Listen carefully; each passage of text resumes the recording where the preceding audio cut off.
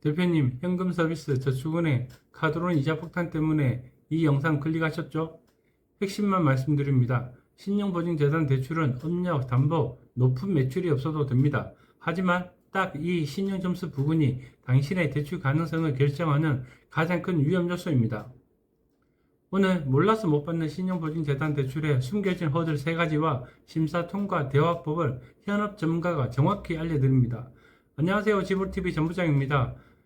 대표님, 신용보증재단은 대표님 사업을 좋다 나쁘다고 평가하는 기관이 아닙니다.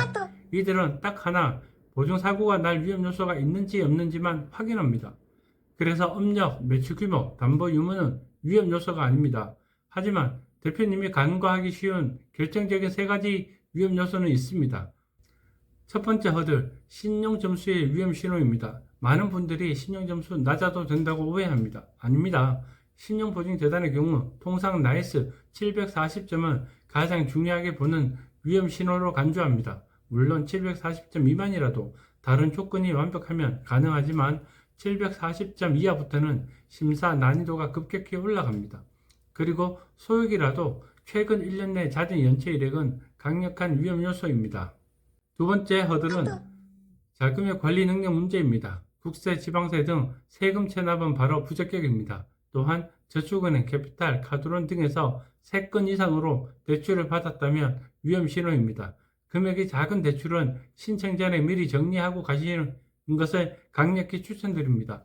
기존 보증기관에서 이미 한도 초과 보증서를 받은 경우도 제한됩니다.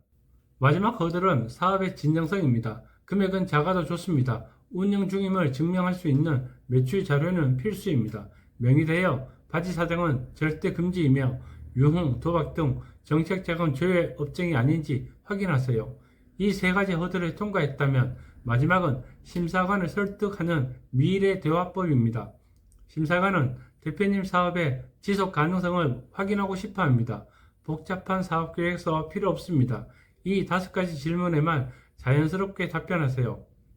1. 자금의 구체적 사용처, 대출금은 노후기기 교체와 배달앱 광고에 사용할 계획입니다. 2. 이자 상환 능력, 월 순이익이 충분하여 이자 월 20만원 정도는 전혀 부담이 없습니다.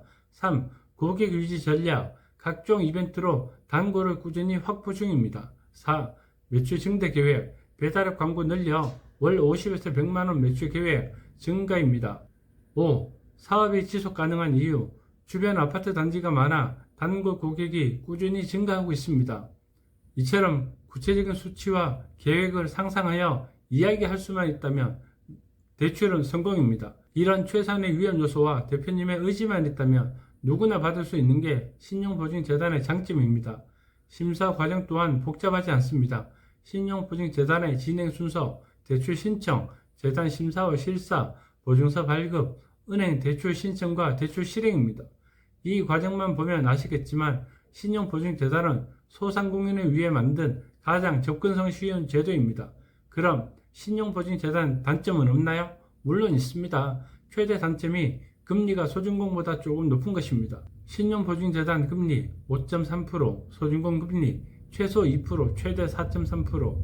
그럼에도 불구하고 왜 신용보증재단을 추천하는가? 금리가 저렴한 소준공 정책자금이 더 이상 안 된다면 그 다음 선택지가 바로 신용보증재단입니다.